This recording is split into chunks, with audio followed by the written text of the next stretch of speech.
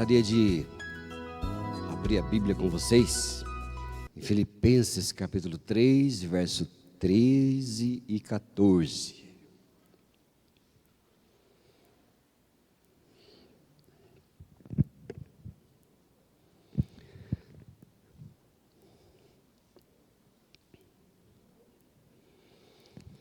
Quero compartilhar com vocês hoje uma mensagem que não é toda, mas ela é só inspirada e baseada no capítulo 3 daquele best-seller ali que vocês estão vendo, desse autor mundialmente conhecido. E quando eu vou colocar esses livros ali, quando eu lanço um livro ali, a esposa sempre ressuscita a máquina de escrever. Quem sabe como usar uma Olivetti? Pega a mão bem alta também. Olha, turma, sabe usar uma Olivetti.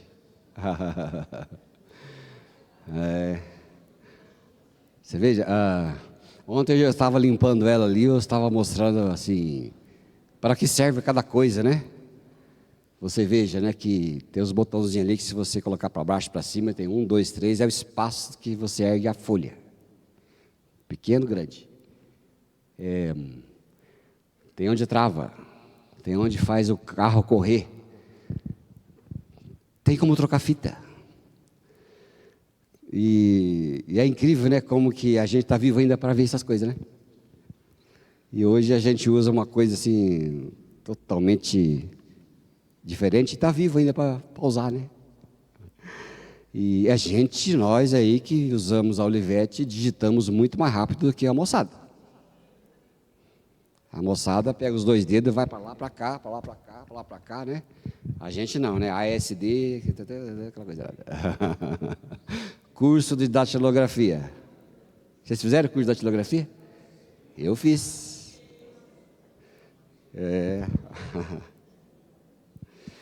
Então a gente está vivo para ver ainda. Então, eu quero compartilhar com vocês um dos capítulos que, quando eu escrevi, mais me chamou a atenção, mais mexeu comigo.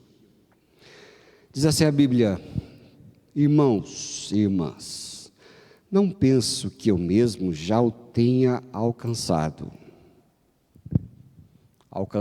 a plenitude da fé, ou da maturidade, ou aquilo que a gente considera, que a gente sempre fala, quando eu for perfeito.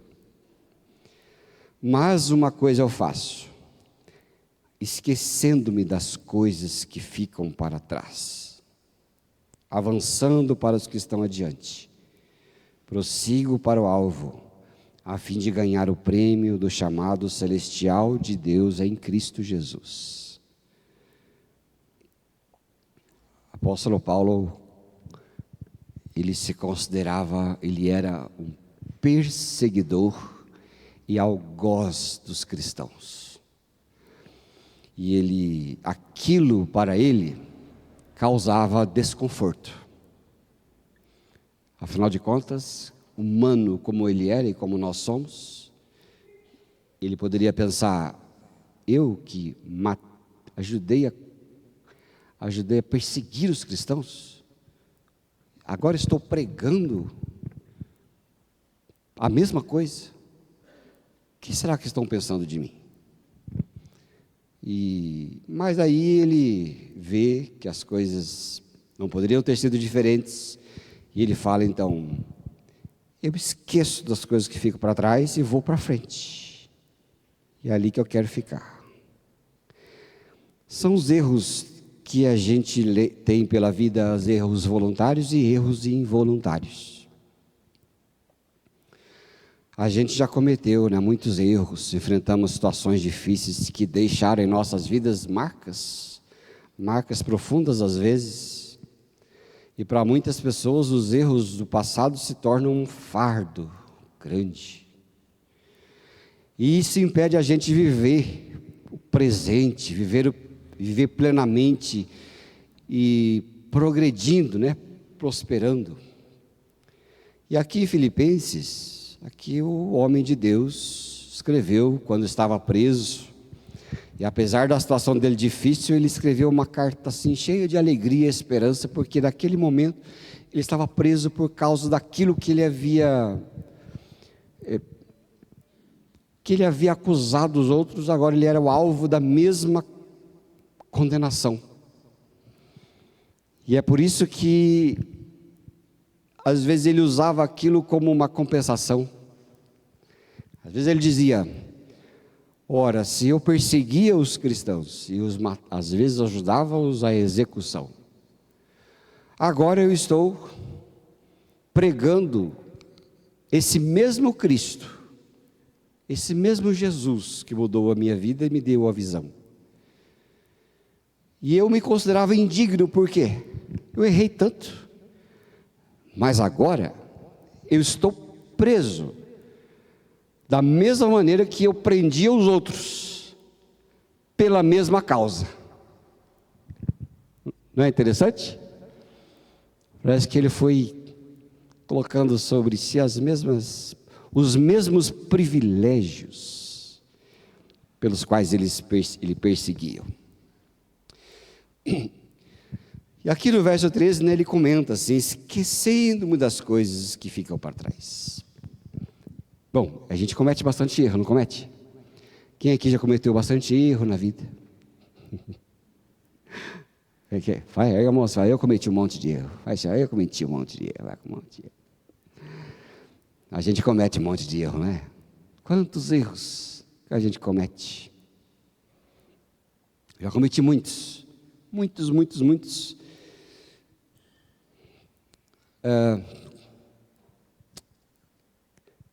Troca de emprego mal trocada,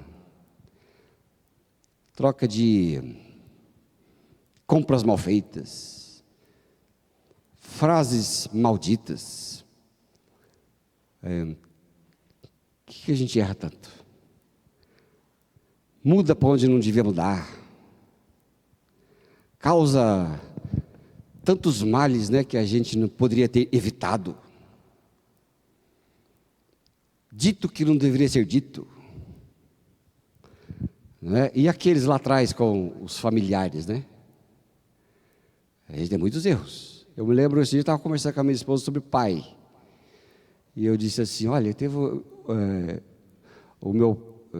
meu pai, ele era alcoólatra. E eu cresci vendo ele alcoólatra. E família discutiam bastante. Pai e mãe discutiam muito. E aquilo para mim era um tormento, né? Era um tormento.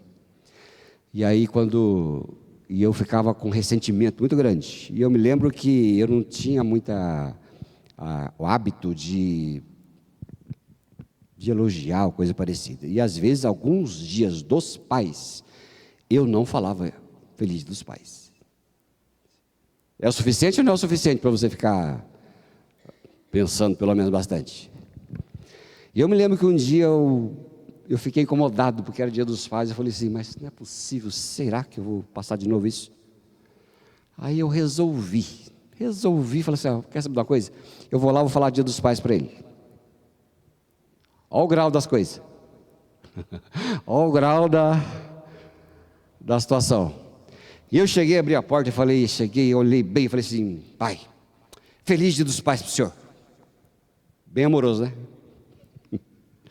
Feliz dia dos pais para o senhor. Quando ele ouviu aquilo, ele agarrou em mim, me abraçou e começou a chorar, mas chorava.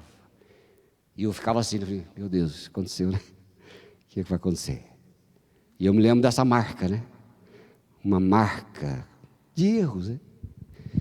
Erros causados, erros intencionais e erros não intencionais. Porque havia uma situação toda ali. Mas daí a gente olha para trás e fala: puxa vida, né?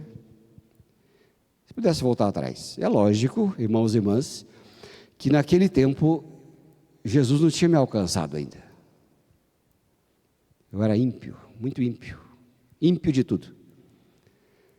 Se fosse Jesus tivesse entrado em nossa família muito antes, é lógico que eu tenho certeza absoluta que a história teria sido completamente diferente. Não é verdade? Não é assim? Na história da vida da gente? Mas são coisas que a gente pensa, né? São erros que a gente comete. Eu sei que vocês também cometeram muitos erros. Erros que às vezes vocês falam, se eu não tivesse feito aquilo, né? É fácil perdoar os outros e as coisas. Mas eu tenho plena convicção, pela experiência própria e pelas experiências que eu converso com muitas pessoas, que a pior coisa que existe, a mais difícil, é perdoar a si mesmo. Essa é a pior coisa que existe. Porque não é que é a pior coisa, é o pior, vou colocar direito, é o pior processo que existe na vida de uma pessoa. Fica melhor, né? E o apóstolo que fala essas coisas. E uma coisa interessante que eu observei, e até coloquei ali. Eu me lembro que, não sei se vocês se lembram, na Copa do Mundo, quando o Brasil jogava alguma coisa, né? Quando o Brasil jogava alguma coisa, em 1994, era Brasil e... Quem sabe? Quem falou? Quem falou? Veio daqui o som. Ah lá. Que memória, hein, minha senhora? Que memória espetacular. Eu só lembro porque é recente nos meus negócios. Roberto Baggio, ídolo da Itália. Pênalti. Vou bater.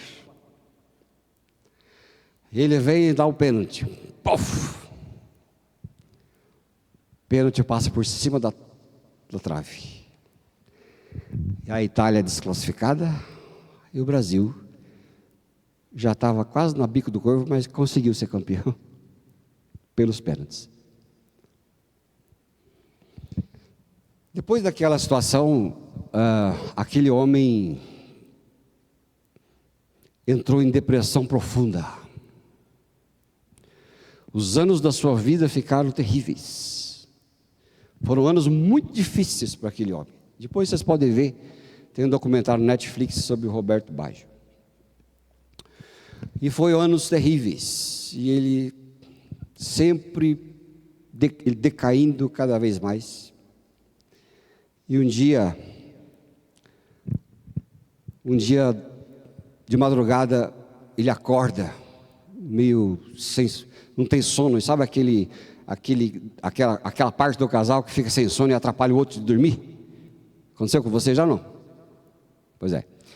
E a mulher dele olha para ele e fala assim: é o pênalti de novo?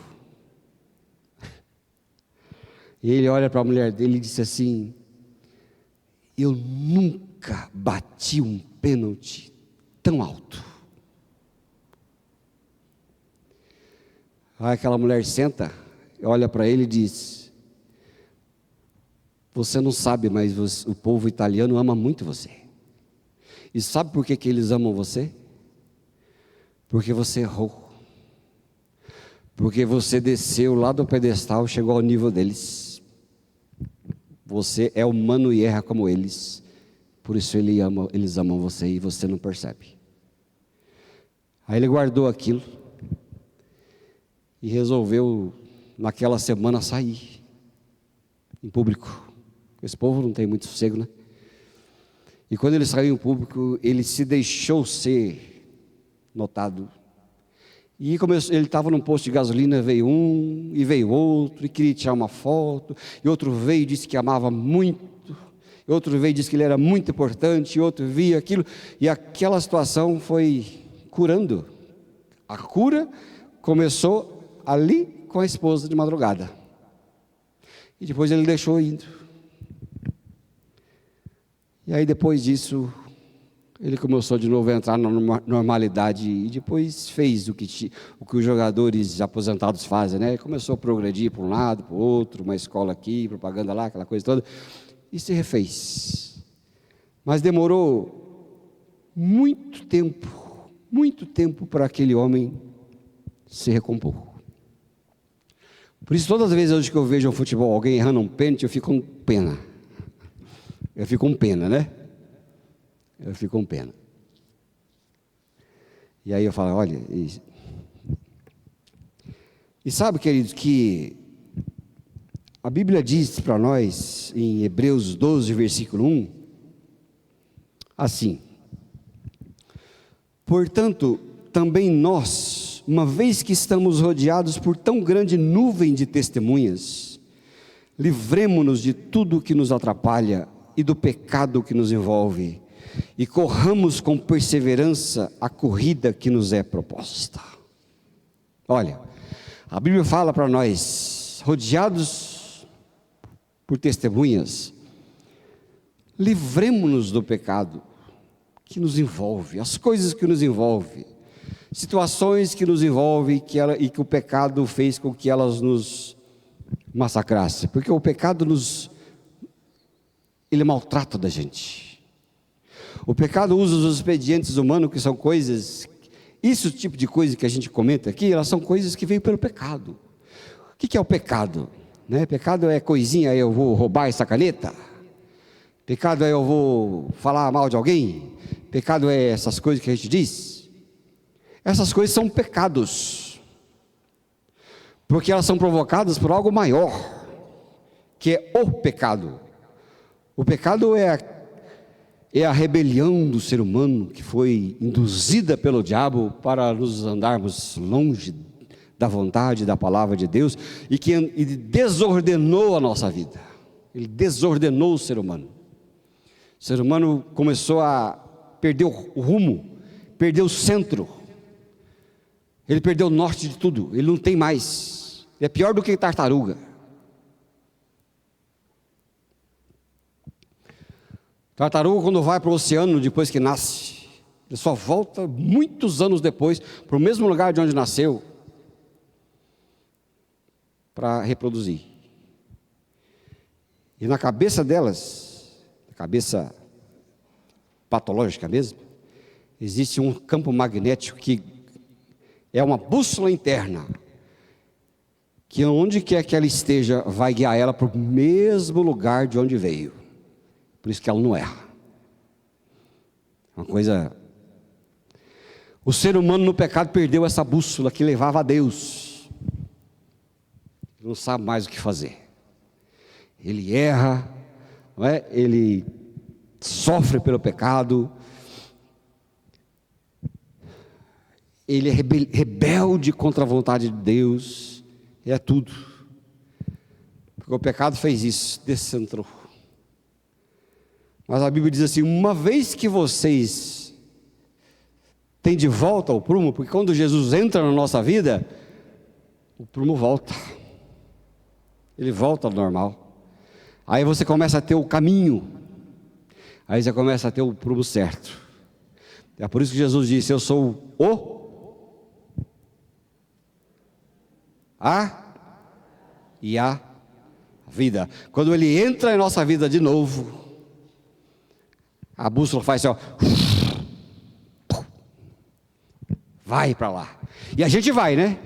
Tropicando, errando, querendo consertar, né? Querendo fazer o que é certo, errando de novo, e vai indo, mas vai.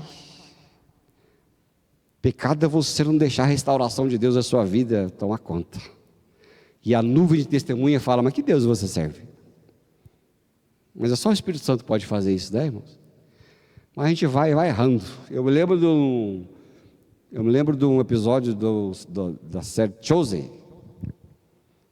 A gente assistiu até a 3 todo completa, depois saiu a 4 do cinema. Aí eu e a Rafa perdemos a 1 e a 2 e ela falou, não quero ver o resto mais, porque a gente tem toque. Nós não começamos do 4. Começamos, não vai para o 9 que não dá certo. Tem que ser do primeiro episódio do temporada 4. Então nós vamos esperar passar tudo e voltar a ver televisão um por um. Mas num deles estava lá Jesus, Pedro e os outros discípulos, uma confusão. Não, tem que ir de manhã, não, tem que ir à tarde, é de madrugada, não, cozinha desse jeito, não é muito fogo, é pouco fogo, e brigava com um, brigava com o outro, aquela furdúncio.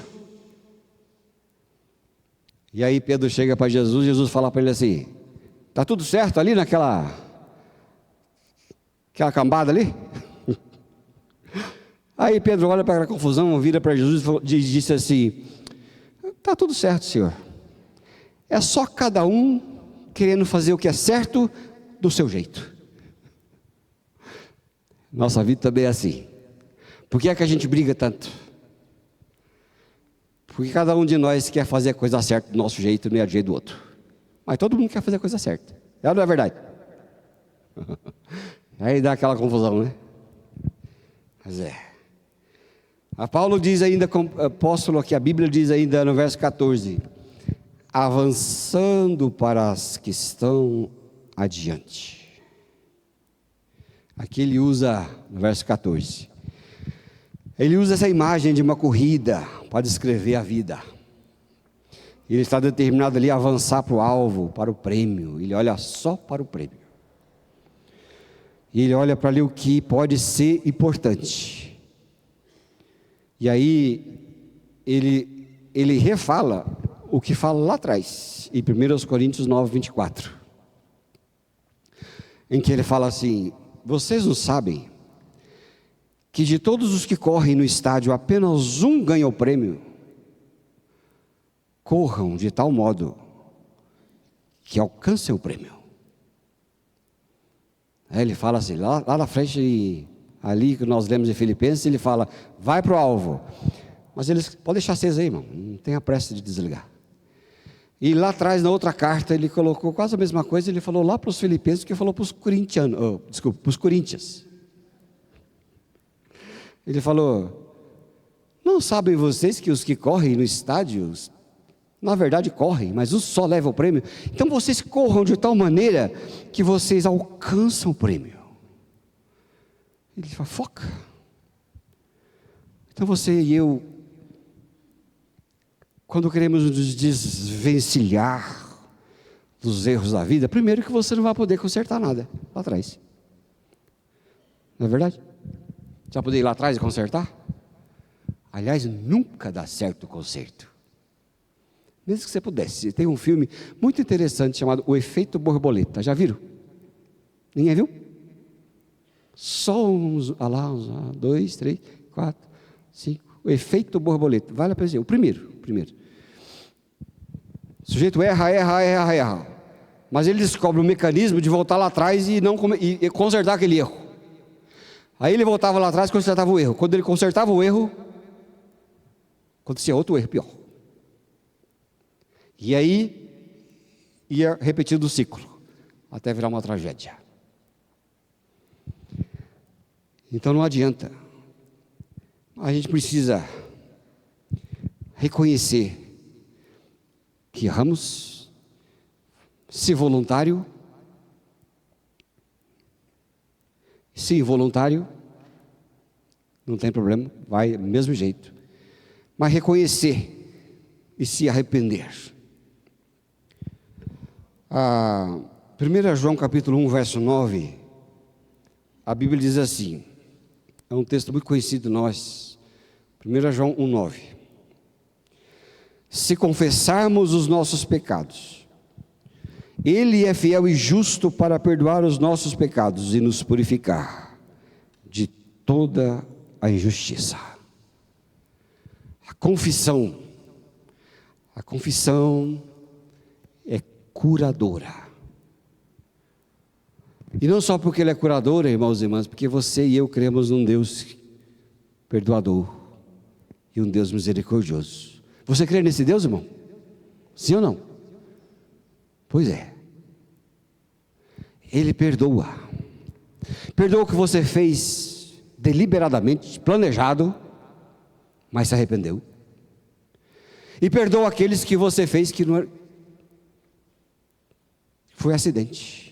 Mas não tem jeito. Ele não tem jeito. Ele perdoa. E aí a gente fica olhando e se pergunta, né? Quais os erros do passado que a gente ainda carrega? A gente não pode, porque Deus é misericordioso em perdoar. Tem um verso do Salmo 103, versículo 12. Ele fala assim, para nós: como o Oriente está longe do Ocidente, assim Ele afasta para longe de nós as nossas transgressões. Ele tem o capricho de tirar tão longe, de modo que Ele não faz conta. O problema é que nós às vezes fazemos conta e vivemos pescando lá atrás das coisas ruins lá de trás. A gente vai pescar, né? E se, esse e se, ele pode inutilizar uma pessoa, não é verdade? E se eu tivesse saído 5 minutos mais cedo de casa, eu não teria batido o carro. Ei, como é que você ia saber? E se eu não tivesse falado aquilo lá? Falou. Mas não tem e se. Você tem que saber, e eu tenho que saber que as coisas vão, né? As coisas acontecem, e vão acontecendo, e você tem que olhar para frente. Retrovisor. Eu não tinha ideia de que retrovisor era uma coisa tão importante. A gente não dá conta no carro, né? O que é mais gostoso do seu carro? Lá que você gosta bastante. Multimídia? O que você gosta do seu carro lá, bem encostado lá? Hein? Que é aquela coisa boa lá, né? A marcha automática? Você esquece para que serve a perna esquerda? Eu faz 2 semanas que estou sem um retrovisor do lado direito. Um motoqueiro veio e pá, bateu. Gente do céu, eu ando com torcicolo. Porque toda vez que eu vou virar o carro, eu tenho que fazer assim. Porque eu não confio só aqui. Eu vou virar. Eu gosto de ultrapassar pela esquerda, que é uma beleza. Mas quando eu vou para a direita, eu tenho que ficar parado para a direita, porque eu não consigo voltar. E quando eu voltar, às vezes eu dou aquele pulinho, né? Aquele pulinho no banco, que você não consegue virar tudo, porque depois de certa idade os ossos vão dando uma travada, né? Não gira direito, né? A dobradista fica sem óleo. E aí vira assim. E esse dia eu fui virar assim, deu um estralo nas costas. Oh, Jesus, não é possível coisa dessa. Um espelhinho tão simples que ninguém faz conta, mas só faz conta quando não tem. Só que essas coisas são feitas para você ver de vez em quando. É para você olhar para trás e voltar para frente. A vida é exatamente assim. Olha para trás só de vez em quando, mas não fixa. Porque se você fixar, você esquece que está na frente, bate no carro da frente.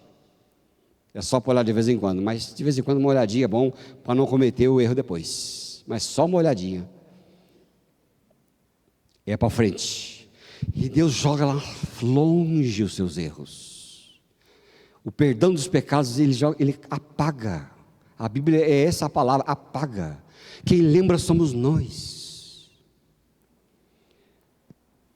E Jesus, o fato bíblico mais interessante que acontece em Jesus, na Bíblia sobre perdão, e está lá em João 21, mas não precisa abrir.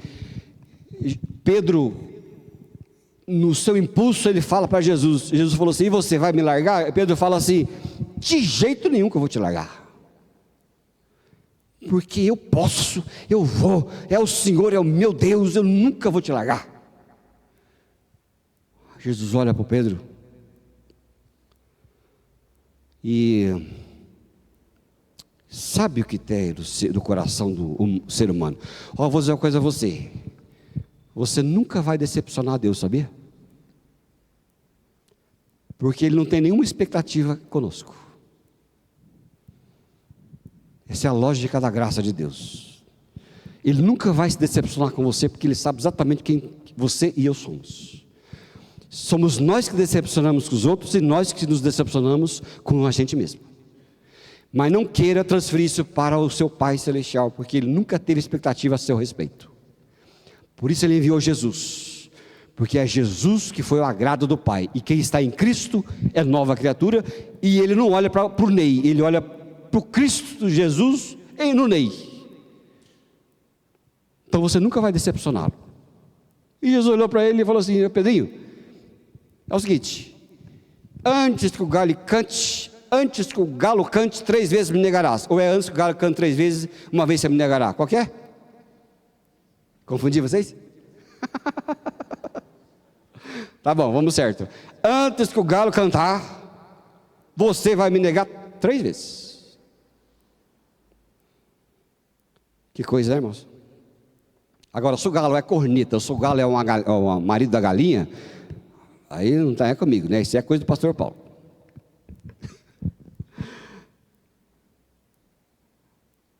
Quando ele negou pela terceira vez,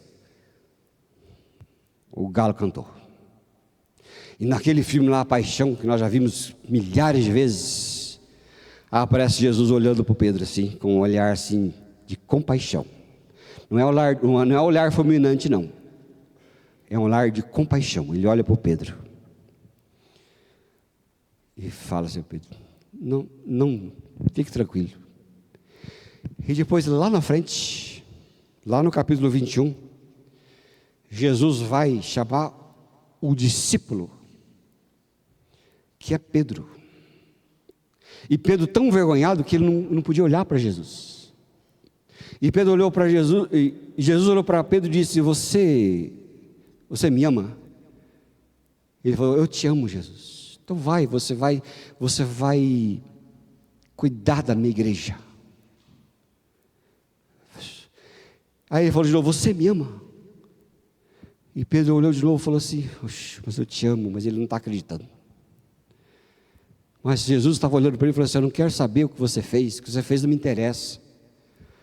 O que você fez não me interessa, que eu sei, eu não olho para você do jeito que você é, eu olho para quem você pode ser, porque eu compreendo você, eu nunca tive expectativa em cima de você, eu não vou te recriminar, eu não vou te mandar para o inferno, nada disso, eu quero perdoar você, e esse perdão vai ser uma restauração na sua vida. Eu vou restaurar você. Esquece que você me negou, esquece que você fez, esquece a dor que você tem, esquece tudo, a sua culpa, esqueça, apaga, Pedro. Senhor, eu vou te perguntar de novo, Pedro, você me ama?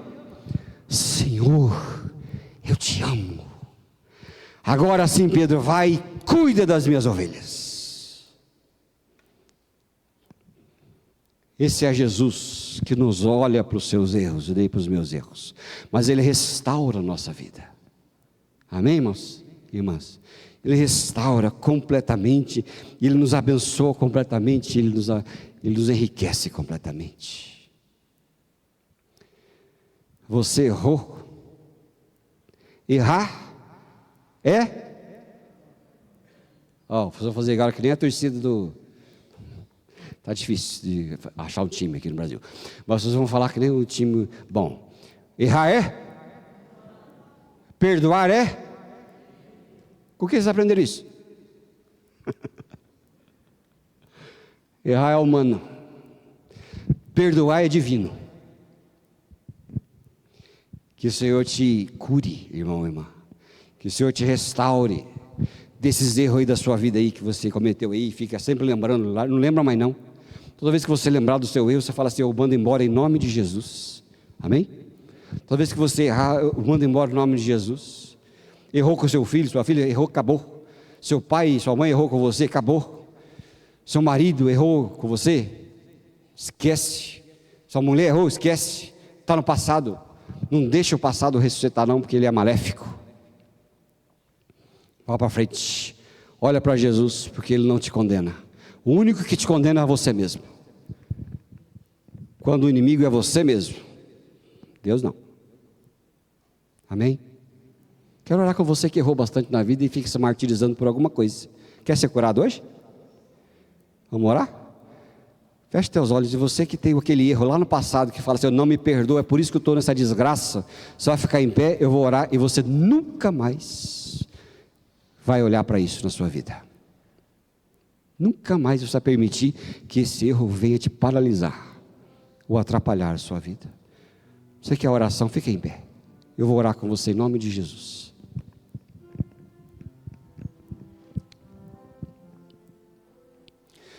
Pai, em nome de Jesus, nesta manhã, nós pedimos ao Teu Espírito Santo, que apague, que queime das lembranças amargas do nosso passado e nossa vida. Que o Senhor nos restaure, assim como o Senhor fez com o Teu servo Pedro, e abençoa, Senhor, com cura, abençoa com cura divina na nossa alma, para que nós sejamos abençoados com paz, abençoados com vida e vida abundante. E nesta hora, Pai, limpa, restaura a vida dos meus irmãos e irmãs, para a glória do seu nome. E eu creio, Senhor, que o Senhor nos torna perdoados, abençoados e aceitos no teu Filho Jesus, para a glória do seu nome. Amém, amados? Glória a Deus. Aplauda a Jesus, diga obrigado, Senhor, pelo seu perdão, sua vida, seu Espírito.